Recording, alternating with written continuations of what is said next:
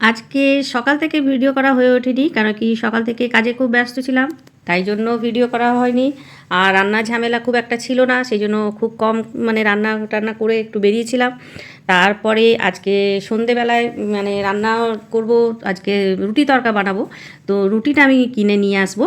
আর কোথা থেকে কিনে নিয়ে আসছি সেটাও দেখাবো। তো এই যে আমি এখন বাইরে দাঁড়িয়ে আছি বাজারের সামনে। তো এখন যাব একটু ফল কিনবো। ফল বিশেষ কিছু নয়, যেহেতু আমি পেঁপে খেতে ভালোবাসি, পাকা পেঁপে, তাই পাকা পেঁপে কিনবো।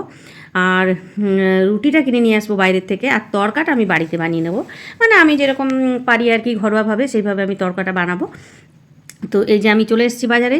আর বিশেষ কিছু কিনবো না, কেন কি লেবু রয়েছে বাড়িতে, আর একটুখানি শশা রয়েছে, আর আম রয়েছে। আর এখানে আমি এই জন্য পাকা পেঁপে কিনে নিয়ে এলাম। যেহেতু রুটি খাবো, তো তার সাথে বিশেষ কিছু দরকার নেই। আর মিষ্টিও রয়েছে, তাই জন্য পাকা পেঁপে একটুখানি কিনলাম। তো ওনারা খুব সুন্দর করে কেটে রেডি করে দেয়।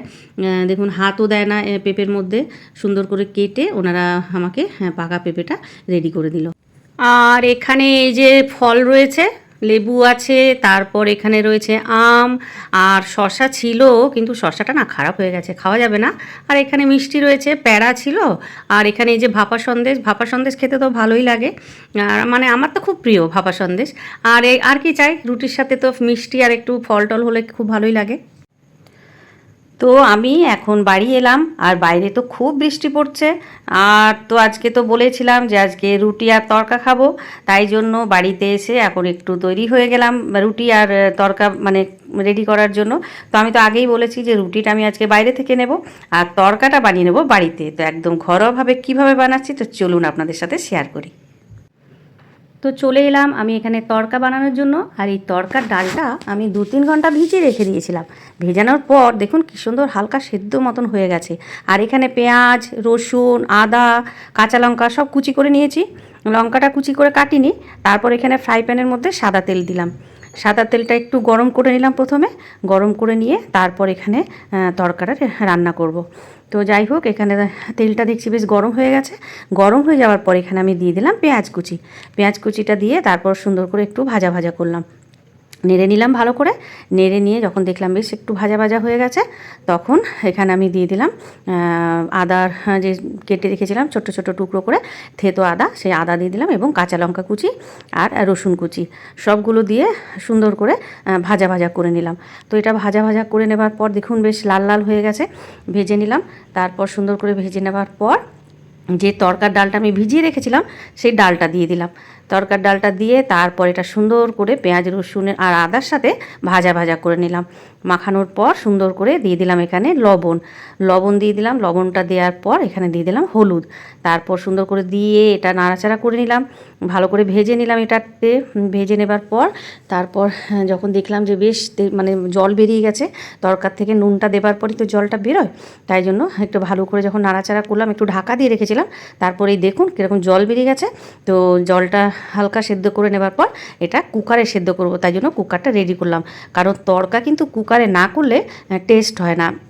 এটা আমি অনেকের কাছেই শুনেছি, আর আমি আগেও বানিয়েছি। তো তড়কার ডাল আমি সবসময় এরম করে কষিয়ে নিয়ে কুকারে সেদ্ধ করে নিই। তো কুকারে দিলাম, দেবার পর এখানে তেল গরম করে রাখলাম, আর এটা কুকারটা এখানে ঢাকা দিয়ে দিলাম সিটি দেওয়ার জন্য। তো এই যে আমি কুকারটা ঢাকা দিয়ে দিলাম যাতে সিটিটা পড়ে। তো যাই হোক, এই যে এবার গরম হয়ে গেছে, এবার কুকারের সিটিটা পড়বে। তা আমার এই যে সিটি পড়ে গেছে।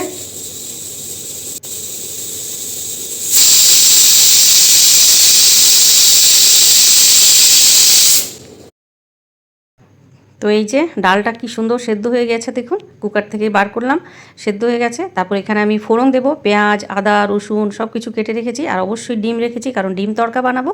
তাই জন্য আবারও ফ্রাই প্যানের মধ্যে সাদা তেল দিলাম, কারণ এই রান্নাটা কিন্তু সর্ষের তেলে করি না, আমি সবসময় সাদা তেলে করি।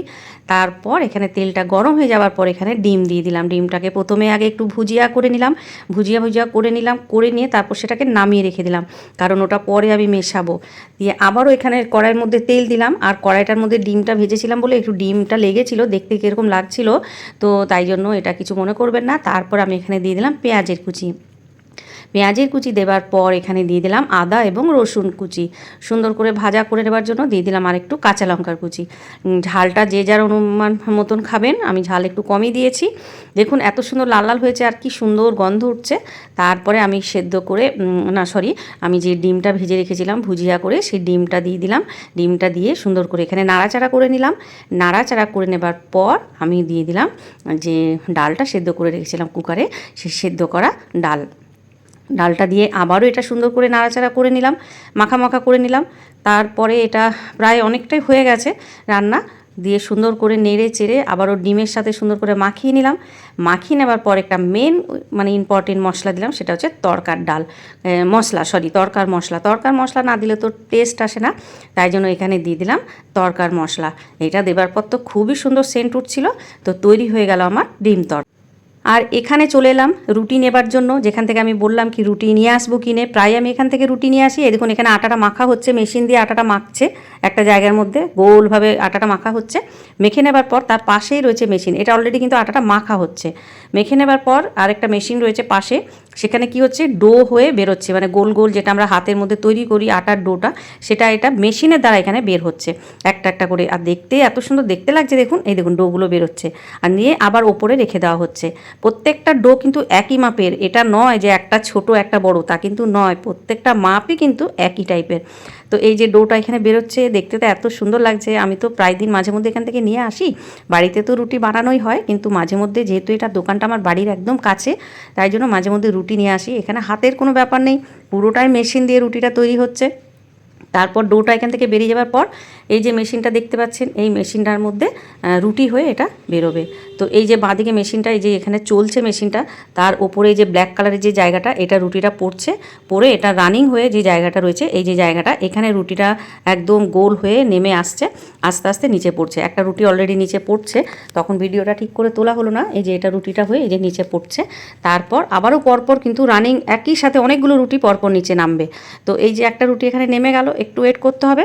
দেখুন কেমন গরম রুটি, একদম ধোঁয়া উঠবে, সেই অবস্থায় রুটিটা এখানে নিচে পড়বে। একদম একটুখানি ওয়েট করতে হবে।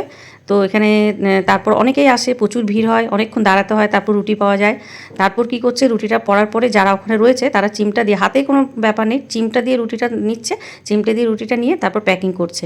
তো সুন্দরভাবে দেখতেও ভালো লাগছে, আর রুটিগুলো খুব সফট হয়, পরের দিন রেখে দিলেও কিন্তু রুটিটা খুব নরম থাকে। এই দেখুন রুটিটা পড়লো, দিয়ে এবার তারপর এগুলো প্যাকিং করছে।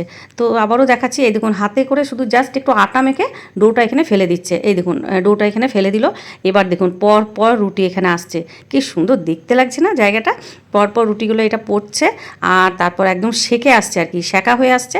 তারপর ফুলছে রুটিটা ফোলার পর এই যে মেশিন, এই মেশিন দিয়ে নিচে পড়ছে। তো দেখুন কিভাবে রুটিগুলো নিচে পড়বে, আর দেখতে এত সুন্দর লাগছে। এই দেখুন একদম ধোঁয়া উঠছে রুটির মধ্যে, পরপর রুটিগুলো পড়ছে, আর একসাথে অনেকগুলো রুটি হয়, আর খুবই সুন্দর। তো এখান থেকে আমি আজকে রুটি নিয়ে এলাম।